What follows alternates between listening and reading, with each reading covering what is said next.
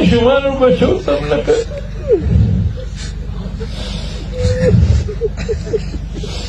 حکم لاس چې حضرت عثمان لورغلی حکم لاس چې حضرت حسین لورغلی دغه لاسونه ظالمان نه علما پرېږدي او نه حافظان پرېږدي. نو حافظ صاحب نن زمونږ نه لاړ روان دی.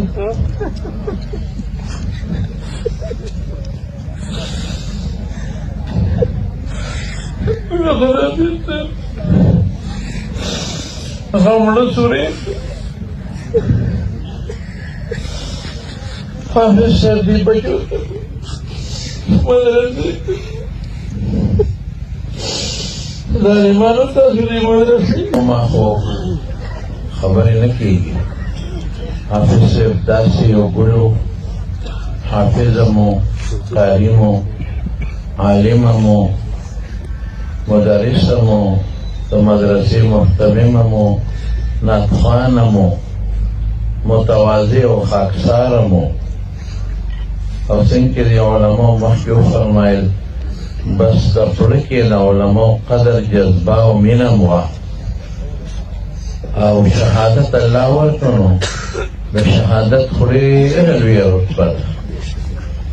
د شهید روح به په جنت کې او حضور پاک فرمایي د الله د عرش لاندې به د دې مأوی جاله د قیامګاه به او چې کوم ځای غواړي په جنت کې چکرې به راګوي. دله خدای د هغه حضور پاک د صفتونو د نعتونو صله په شهادت ورکړه. مرګ مقرر شی دی زما وروڼو، دې کې هېڅ نشته. شهادت صحابه وغوښتلې. حضرت عمر فاروق رضی الله عنه د الله نه سوال کو او څه به یې ویل؟ یا الله اللهم اجعل موتی فی بلد رسولک. وی خدای ستا د پیغمبر ښار کې ماله مرګ راکړې او دا کم مرګ؟ الله اللهم ارزقني شهادتا، وی شهادت راکړي. نو مدینه منوره کې په خنجر والی شو او شهادت نصیب شو.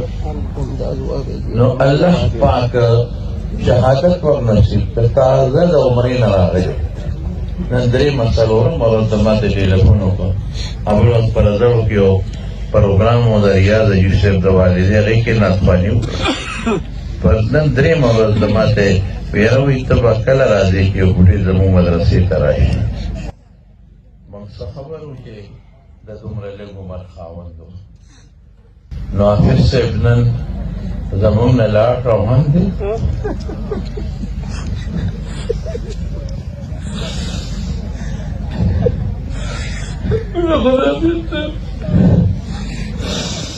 غمړه سورې حافظ صاحب دی بچو مدرسې ظالمانو تاسو دی مدرسې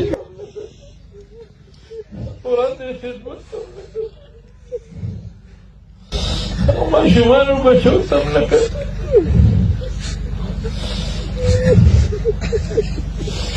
حکم لاس چې حضرت عثمان لورغلی حکم لاس چې حضرت حسین لورغلی دغه لاسونه ظالمان نه علما پرېږدي او نه حافظان پرېږدي. زما وروڼو ما نه خبرې نه کېږي. دغه مقدر وخت او شهادت خو یې ورکړې او علماو خبرې وکړې، بس دغې باندې به زه اکتفا وکړم.